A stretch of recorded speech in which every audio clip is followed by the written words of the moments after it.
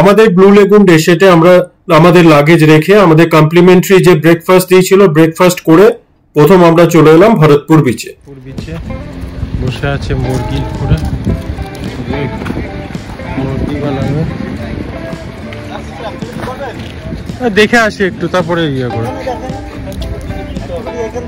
আমরা এগুলো করেছি ওখানে, তবুও একটু ওখানে দেখে নিই। গ্লাস বটম হয়েছে তো, glass bottom, snorkelling, jet ski, banana ride. এখানে ব্যানানা রাইডটা এক্সট্রা রয়েছে, ওই ওগুলোর মধ্যে ব্যানানা বানিয়ে দিয়ে। ও ওই যে ওইখানে যেটা হ্যাঁ ছিল তো, ওখানে তো ছিল ওখানে।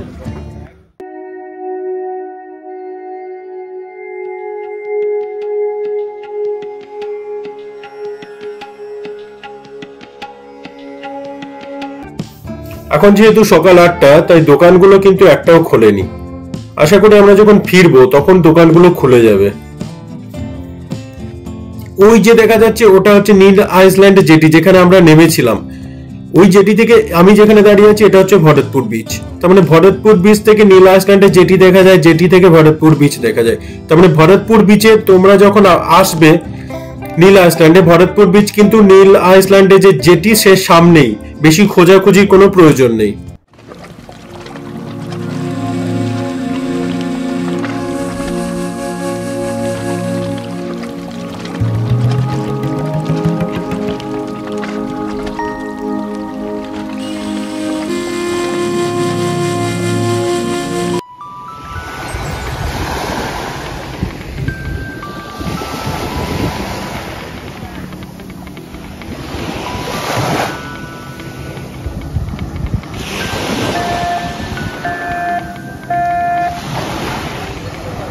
ছেড়ে দিল ক্রুজ, নিয়ে যাবে আমাদেরকে।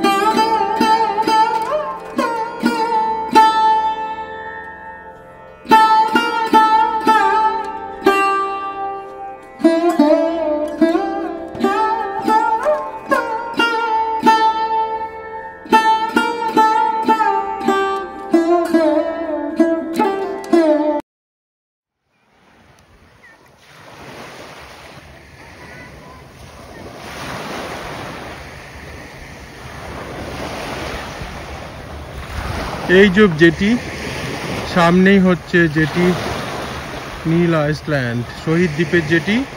এটা হচ্ছে ভরতপুর বিচ, জেটির এখানেই ভরতপুর। সব বাচ্চারা খেলা করছে, ভরতপুর বিচ।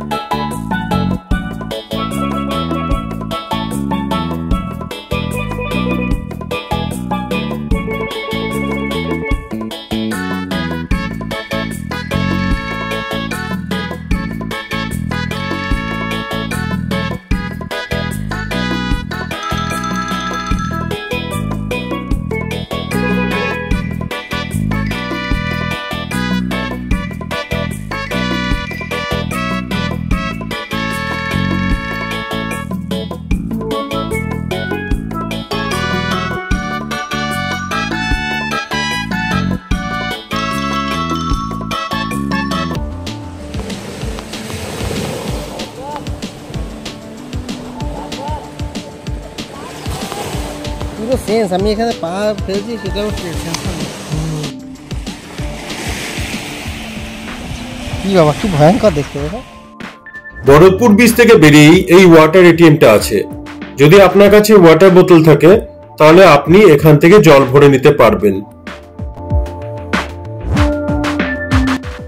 যাবার সময় আপনাদেরকে দেখিয়েছিলাম দোকানগুলো সব বন্ধ আছে, কিন্তু ফেরার সময় দোকানগুলো দেখছি সব খুলে গেছে এবং দেখতে খুব ভালোও লাগছে।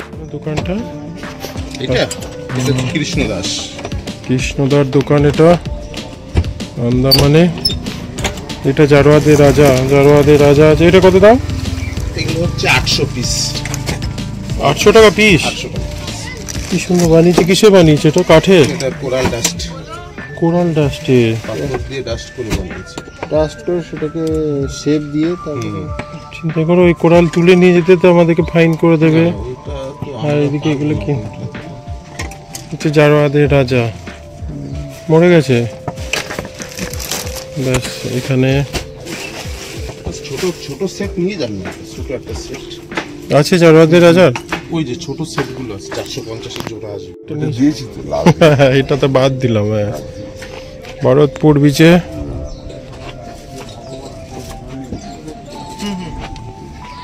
কত করে বলছে জারোয়াগুলো? জারোয়াদের রাজা আর ছোট নেই? ছোট আছে যে আপনি যদি নেন আরো কম করে দিচ্ছি আপনাকে।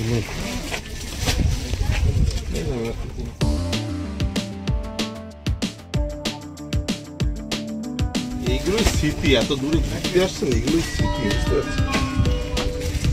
একটু দোকানটা তুলতে হবে। এই যে দোকানটা আপনাকে আমাদের কাকা বাবুর দোকান, টি শার্ট আন্দামান সস্তায় দিয়ে দেবে।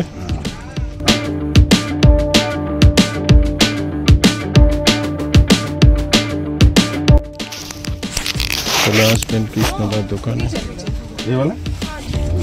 কিন্তু অ্যাডভার্টাইজমেন্ট করছে অনলাইনে কৃষ্ণদা, পরে অ্যাড হবে। কম দিয়ে কিন্তু লস কিছু হয়নি।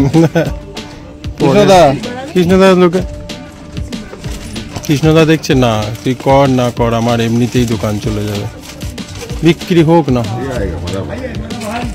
তবু কাউকে দেবো না।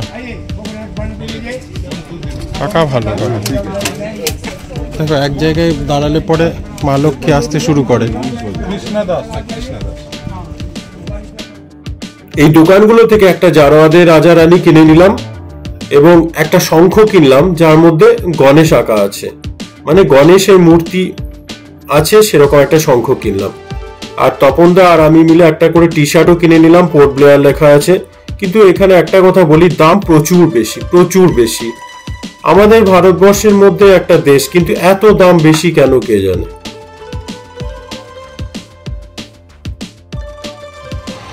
আমি এদিক দিয়ে যাচ্ছি।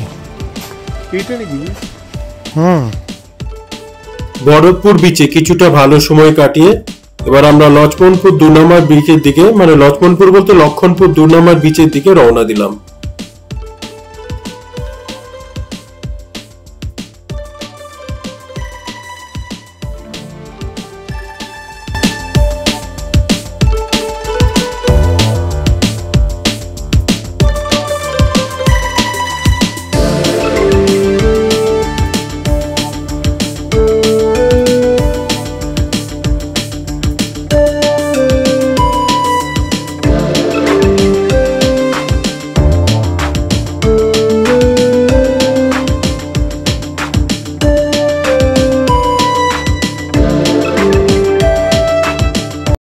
চলে এসেছি লক্ষণপুর 2 নম্বর বিচের কাছাকাছি। এই রাস্তা দিয়ে চলে যেতে হবে। দাও, হ্যাঁ।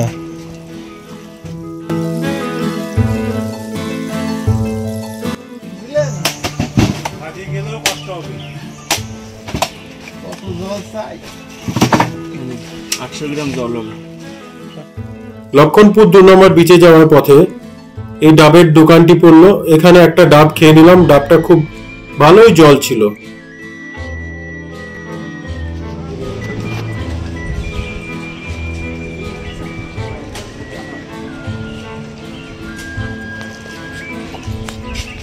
চলো,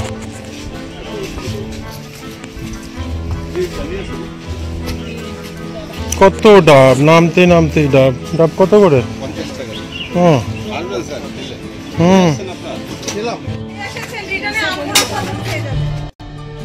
এবার এখান থেকে নিচে নামলে হচ্ছে লক্ষণপুর 2 নম্বর বিচ।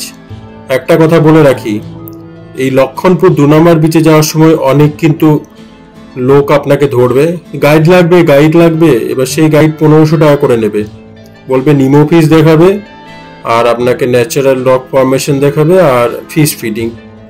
গাইড নেওয়ার কোনো দরকার নেই, ন্যাচারাল রক ফরমেশন আপনি নিজের চোখে দেখতে পারবেন। আর নিমো ফিশ দেখা যায় না, আমি দেখালাম, আমার চোখের সামনেই দেখলাম, যে আমার চোখের সামনে দেখানোর চেষ্টা করলো, অনেক গর্তে হাত ভরছে, দেখানোর চেষ্টা করলো, কিছুতেই কিছু হলো না, অনেক নাটক করলো এরা। আর 3 নম্বর হচ্ছে ফিশ ফিডিং। ফিশ ফিডিং কিন্তু আমি নিজে একটা বিস্কুট ছিল দিলাম, প্রচুর মাছ আমার সামনে চলে এলো, দেখতেই পাবেন আমি ফিশ ফিডিং করাচ্ছি, আমি পরের ভিডিওগুলোতে আপনারা দেখতে পাবেন। তা গাইড নেওয়ার কোনো প্রয়োজন নেই, নিজে দেখুন, নিজে এনজয় করুন, উপভোগ করুন। প্রবাল বা কোরাল কি? কোরাল হচ্ছে অ্যাকচুয়ালি সেলেন্টারেটে গোষ্ঠীভুক্ত গমনে অক্ষম এক প্রকার ক্ষুদ্র সামুদ্রিক কীট, মানে এরা কিন্তু চলাফেরা করতে পারে না। চলে এসেছি লক্ষণপুর 2 নম্বর বিচে। এই বিচটাতে এই যে রয়েছে এই রকি সারফেস, এই রকি সারফেসটা আসলে মৃত কোরাল থেকে তৈরি। কোরালের সব থেকে ইম্পর্টেন্ট জিনিস হচ্ছে কোরাল পলিপ। কোরাল পলিপ গুলো কি করে, নিজেদেরকে সুরক্ষিত করে রাখার জন্য একটা শক্ত আস্তরণ, ক্যালসিয়াম কার্বনেট মানে CaCO3 একটা শক্ত আস্তরণ তৈরি করে রাখে। অনেকটা শামুক, তারপরে ঝিনুক, এদের মতো একটা শক্ত আস্তরণ। এই শক্ত আস্তরণগুলো যখন অনেকগুলো কোরাল পলিপ যখন মরে যায়, তখন এইগুলো হার্ড হয়ে এই শক্ত এই আস্তরণগুলো তৈরি হয়েছে। এই যে দ্বীপে যেমন দেখা যাচ্ছে, এগুলো কিন্তু কেটেও যেতে পারে। আমি পড়ে গিয়ে কেটেও গেছে, কিন্তু আমার সে এক্সপিরিয়েন্সটাও হয়ে গেছে। আর এই মরা কোরাল পলিপগুলো থেকে আবার কিন্তু কোরাল পলিপ জন্মায়।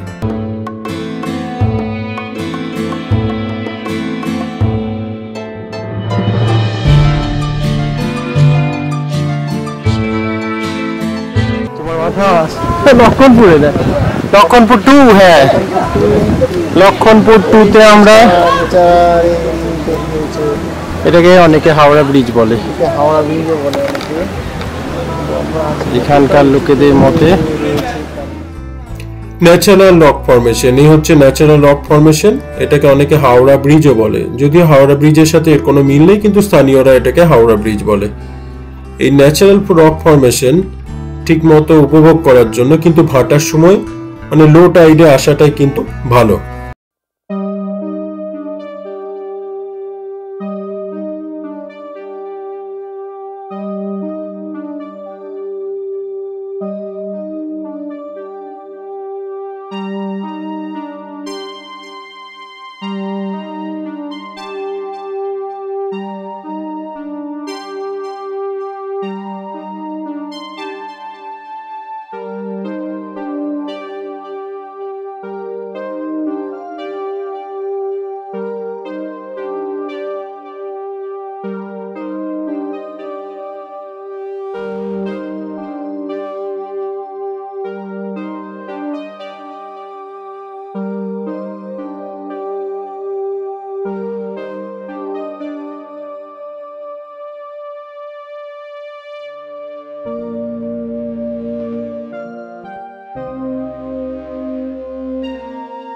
আমার কাছে একটা বিস্কুট ছিল, আমি এই বিস্কুটে গুঁড়ো গুঁড়ো করে এই জলের মধ্যে দিয়ে দিলাম। এই জলের মধ্যে দিতেই একটা একটা করে মাছ আসা শুরু হলো।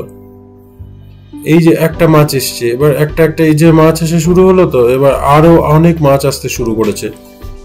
এবার অনেক মাছ আসতে শুরু করার ফলে অনেক লোক আমার কাছে এসে জমা হলো, অনেক মাছ আসতে শুরু করেছে আমার কাছে বিস্কুট খেতে। তা আমি দেখলাম যারা গাইড তারা তো 1500 টাকাতে ফিশ ফিডিং করাবো বলছিল। তা আমি একটা বিস্কুট দিতে আমার কাছে প্রচুর মানুষ আর প্রচুর লোক আসতে শুরু করেছে। মানে আমি এখানে দেখলাম যে এটা ন্যাচারাল অ্যাকুয়ারিয়াম, প্রকৃতির তৈরি অ্যাকুয়ারিয়াম। তো আমার কাছে একটা অ্যাকুয়ারিয়াম ঘরে আছে, আমি এরপর মনস্থির করলাম যে আমি ঘরে অ্যাকুয়ারিয়াম আর রাখবো না, কারণ প্রকৃতির জিনিস প্রকৃতিতেই সুন্দর মানায়, এদেরকে ন্যাচারাল ভাবে বাঁচতে দেওয়াই ঠিক আছে।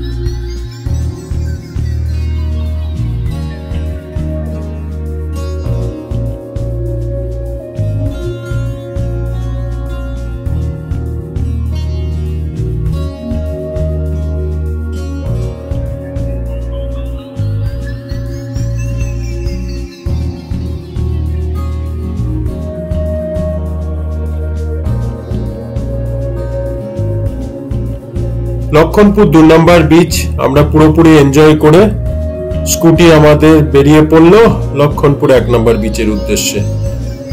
বিকেল 4টে বেজে গেছে।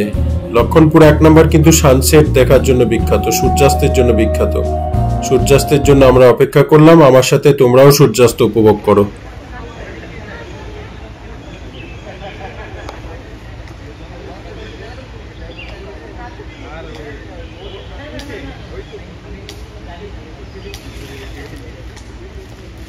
Sunset point.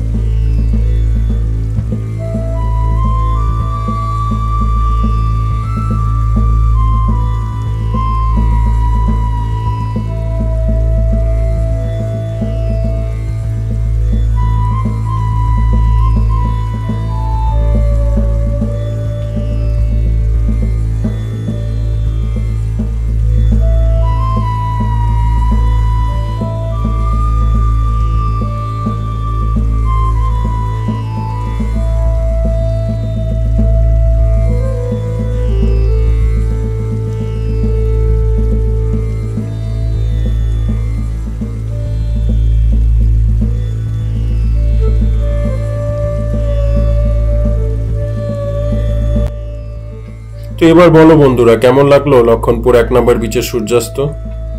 অপূর্ব না? মানে অন্য অনুভূতি, এক একটা জায়গায় আন্দামানে এক এক রকম অনুভূতি। লক্ষণপুর 1 নম্বর বিচ থেকে বেরিয়ে এই দোকানগুলো রয়েছে। নীল আইসল্যান্ড আজকের মতো শেষ। কাল সকালে সীতাপুর বিচের সূর্যোদয় দেখে সকাল 11টায় প্রাইভেট শিপ নটিকা ধরে আমরা পোর্ট ব্লেয়ারের উদ্দেশ্যে কাল রওনা দেব।